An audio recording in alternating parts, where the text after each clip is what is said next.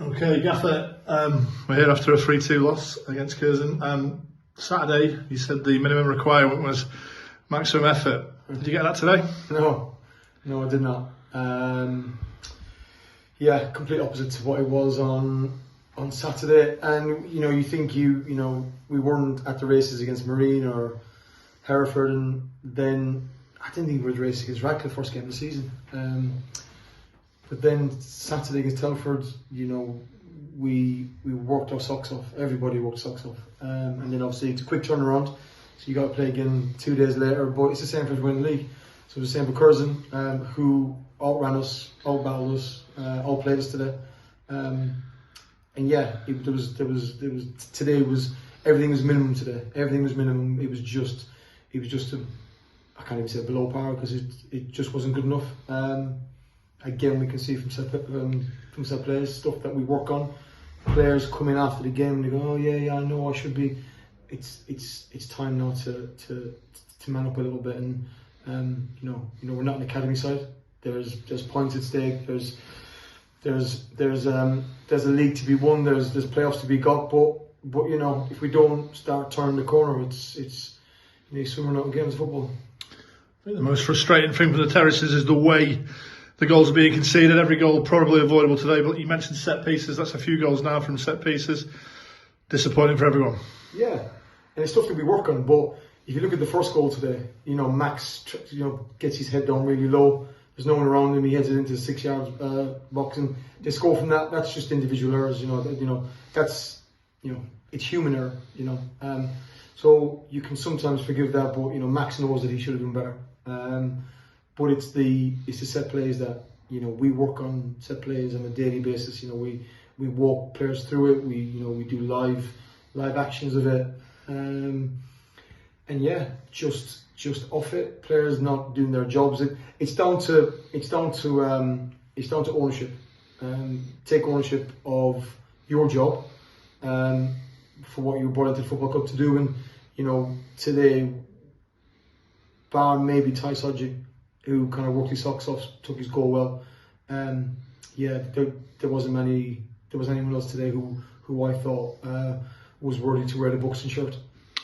And it's a hard question, this, but what's the answer, Gaff, to conceding goals continues from set pieces? We've got to work again. We've got to sit them down. So they're in tomorrow, lads. It's tomorrow and Wednesday. We're going to we'll work on it. We'll drill it. We had similar problems this time last year. With a new group. But just talking to the players about taking ownership and doing your jobs.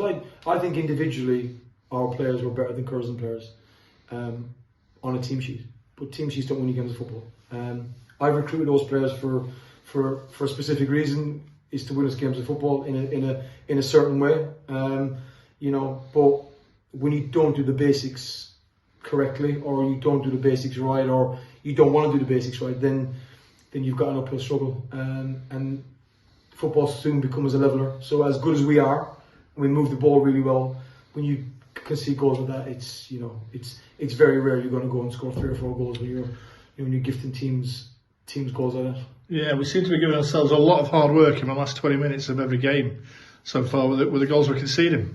Yeah, and like today, we had loads of box entries, loads of shots, crosses, corner kicks. So attacking wise, actually today, probably the most we've had. But you can't keep shipping goals. I don't care what league you play in. You could play in the Premier League or you could play in the National North, and every league in between. If you can see goals, you're going to lose games of football. I think there's a stat like that. If you can see the first goal, that's 68% chance of you losing a game of football. So we do give ourselves an uphill struggle, and then teams will come in and be defensive against us and protect a goal or two. But to gift 1 goal is criminal. To gift all 3 today is just it's unheard of, really. So I'm very disappointed.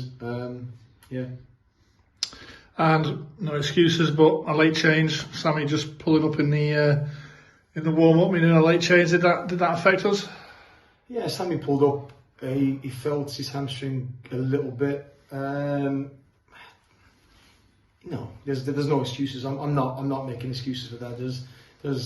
there's, you know, I can harp on about a squad of 19, but then I can't then go and say, oh, you know, we made changes because of that, you know. So I'm sticking to my guns. We have got a squad of 19, so any changes I make, players should be good enough. They should be detailed enough to go into any system that we play, because we've been full time since June the 30th, you know. So styles of play, set pieces, it's all there from. We walk through everything on a daily basis.